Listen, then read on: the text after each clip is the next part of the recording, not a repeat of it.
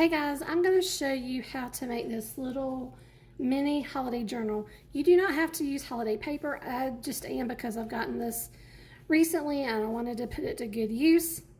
But it's a little notebook kind of journal. You can use whatever paper you have to make it just something nice you could give as a stocking stuffer, maybe put it in your purse to keep your list of who you're going to give what this Christmas. And it uses some cut aparts from the collection that I'm using and everything. This was inspired when I saw these packs in Dollar Tree of filler paper, and I liked the look of this paper and I wanted to use it. And then I took the tutorial straight from Lyric Lover Crafts on YouTube. If you want to follow her tutorial, by all means, definitely do that. Also, in her tutorial, one of the things that I had to get to make these is it's bound with staples. And so I had to get a long reach stapler. So you can see this, it's so big, it's hard to get in frame. I got this from Temu. She has a link for an Amazon one if you're interested in that. So let me show you what else you're gonna need. I'm using the Home from Christmas paper pack that I just received not long ago. It's from Cartabella. I really like their cardstock because it's kind of like watercolor paper. It has that feel to it.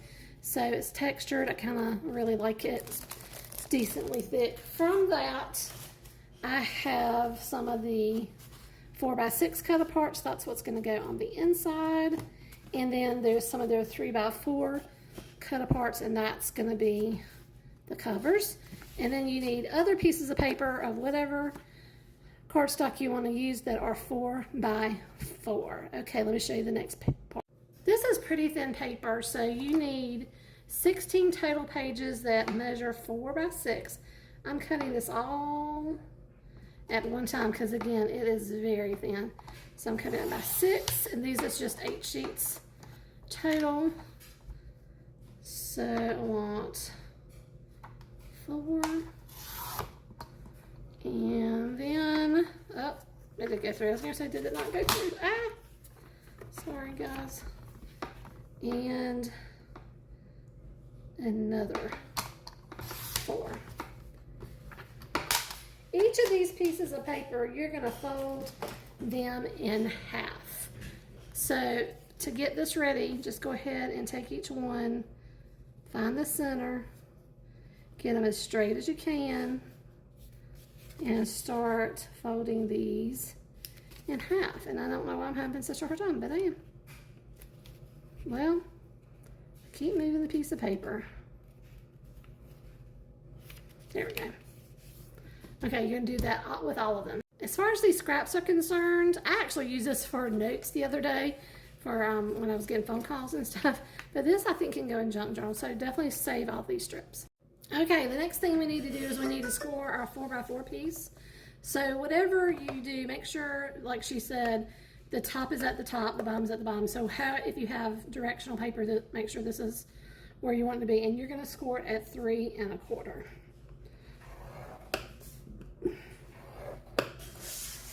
And then, of course, this is going to be like that. So you'll have that little shape there. And then while I'm here, I'm going to go ahead and do my 4x6 piece that I'm going to have on the inside. I'm going to turn it around this way. Am I going to have it? It's fine. So it's at 6. I'm going to score it in half. At 3? Yes, that's what I want to do. And just because I want this to go well, I'm going to score it in both directions. I just want it to fold decently well. I'm also going to use my bone folder, I think. Yeah.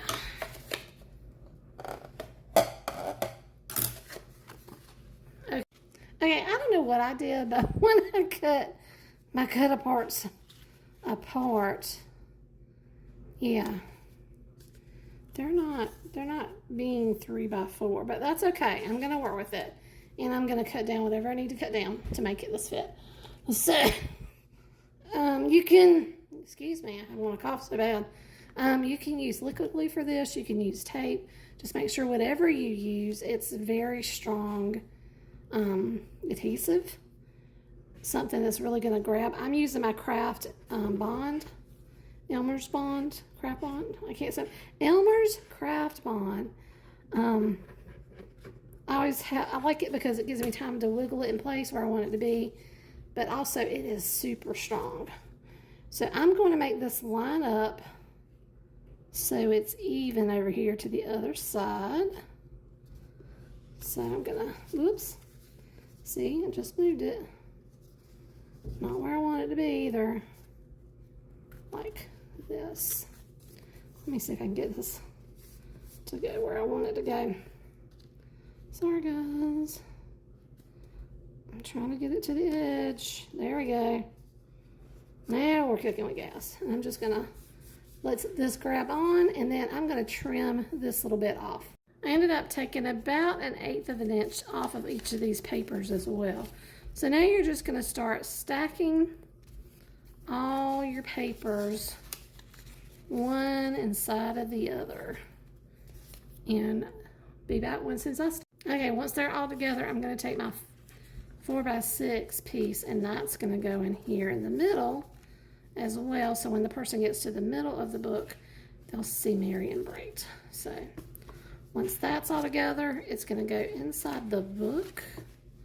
We're gonna get these lined up as best as we can. And now it's time to bring in the stapler. Okay, I want everything in the middle as best as I can get it.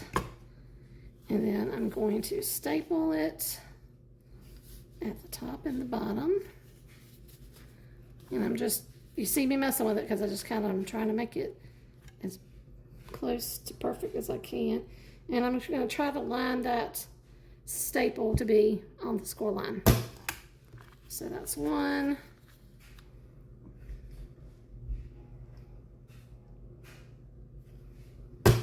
That's two.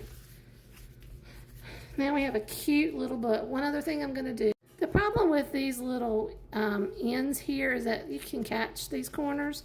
So I have a 3 different size corner rounder. I'm going to use the little teeniest tiny little bit. It really doesn't take much just to make it look a little more finished. So I'm just going to round each one of these on the front and the back. Very simple. And there you have it. All done. Yay! That's 2 done. I hope you enjoy. I hope you might want to give this a try. Go check Lyric Lover's YouTube channel out. She has great things. This was in her 2024 Christmas in July series, and it's called Mini Holiday Journals. All right, see you next time, guys.